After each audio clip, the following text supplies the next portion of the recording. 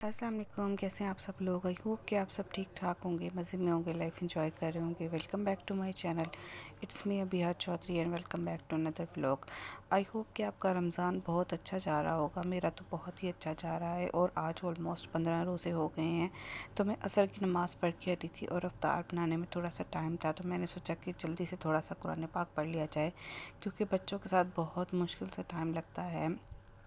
और हानिया और ज़ैद अपने दादाजी के पास बैठे थे, वो भी कुरान पाक पढ़ रहे थे, तो वो उन्हें तंग कर रहे थे। तो मैं कुरान पाक पढ़ने लगी हूँ, तो वो मुझे कहते हैं कि हानिया को ले जाओ, ये बहुत ज़्यादा तंग कर रही है। तो फिर मैंने कुरान पाक रखा और हानिया को लेने चले गई। अच्छा, बच्चों के साथ बहुत ज़्यादा डिफ़िकल्ट हो जाता है। आपने नमाज़ पढ़नी हो, कुरान पाक पढ़ना हो, लेकिन जो है वो हिम्मत नहीं हारनी चाहिए। मैं बहुत कोशिश करती हूँ, कोशिश करके अल्हम्दुलिल्लाह आज जो है वो मेरे 20 पारे मुकम्मल हो गए हैं। अच्छा, उसके बाद जो है मैं किचन में आई और किचन में जो है ना, मैंने सुबह से आज बर्तन नहीं धोए थे, बस मेरा दिल नहीं कर रहा था बर्तन धोने के लिए। सहरी के बर्तन पड़े हुए हैं।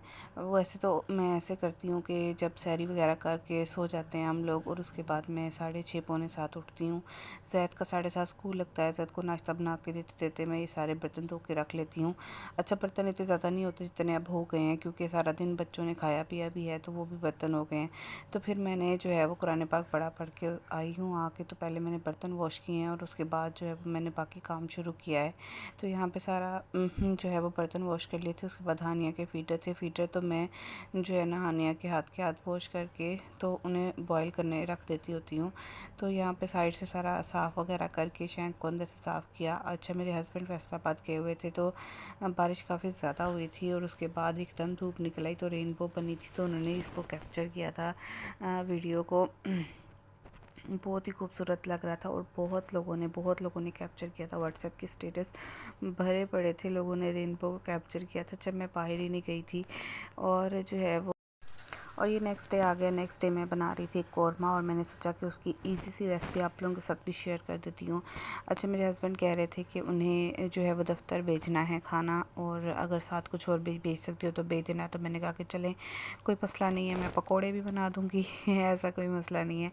तो मैं यहाँ पे अच्छा, मैं आप लोगों को दिखा रही थी गैस सिर्फ इतनी आती है, सारा दिन इतना तंग गुजरता है ना। गैस वालों ने बहुत ज़्यादा तंग किया हुआ है। सबसे पहले मैंने चिकन को अच्छे से वॉश कर लिया था, और उसके बाद प्याज जो है वो मैंने फ्राई करके बिल्कुल ब्राउन वाला फ्राई करके बाहर निकाल लेना था। उसको टॉवल पेपर पे रख लें या जैसे भी। तो प्याज जो है ना, मैंने ऑलमोस्ट 20-25 मिनट से रखा हुआ था और अभी तक इतना सा हुआ था।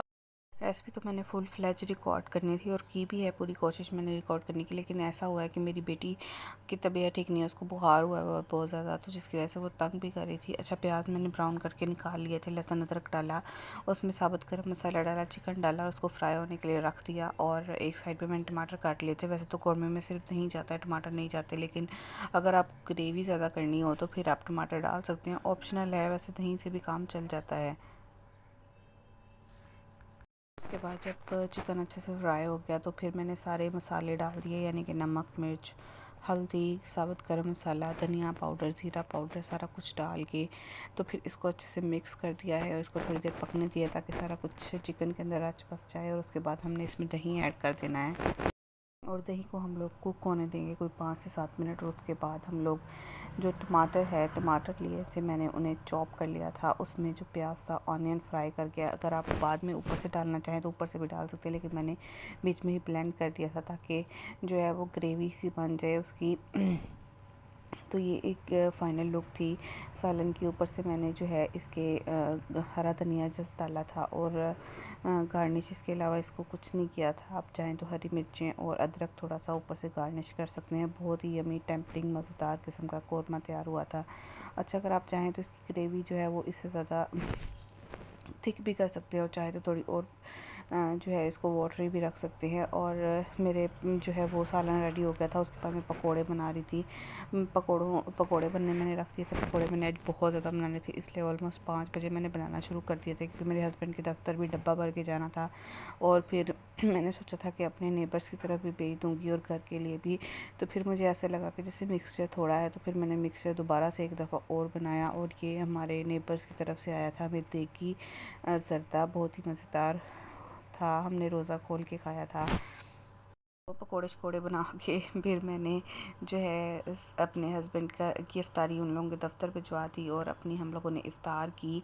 और उसके बाद जो है मैं मेरी ये रूटीन है कि मैं मगरिब की नमाज़ पढ़ के थोड़ा सा कुरान पाक पढ़ती हूँ, क्योंकि पौने 6-7 बजे तक नमाज़ पढ़ हो जाती है। उसके बाद 7:30 बजे तक मैंने कुरान पाक पढ़ना होता है और 7:30 बजे फिर मैं उठ के किचन में चली जाती हूँ और बाकी जो बर्तन वगैरह होते हैं इफ्तार के वो जो है वो धो लेती हूँ, चाय शाय बना लेती हूँ खाने के लिए। अगर किसी ने रोटी खानी हो तो रोटी भी बना देती हूँ। ये है कि कुरान पाक को दिखाने का बिल्कुल हरगिज़ ये मकसद नहीं है शो ऑफ़ करना, लेकिन सिर्फ इसका ये मकसद है अगर किसी को मेरी तरफ देख के दिल में आए और वो भी पढ़ ले तो जो है वो इससे अच्छी और क्या बात हो सकती है। अच्छा, यहाँ पे ना ज़ैद को गल्ला ला के दिया था कि वो इसमें पैसे डाला करेगा, और अब ज़ैद को देख के हानिया भी गले में पैसे डालती है। और माशाल्लाह इन्होंने अभी डेट लिखी हुई है ऊपर 17/3, पिछले महीने गल्ला लेके आए थे, अभी 17 आई नहीं और इन्होंने गल्ला भर लिया है। तो बस यही था मेरा व्लॉग। मिलती हूँ आपसे नेक्स्ट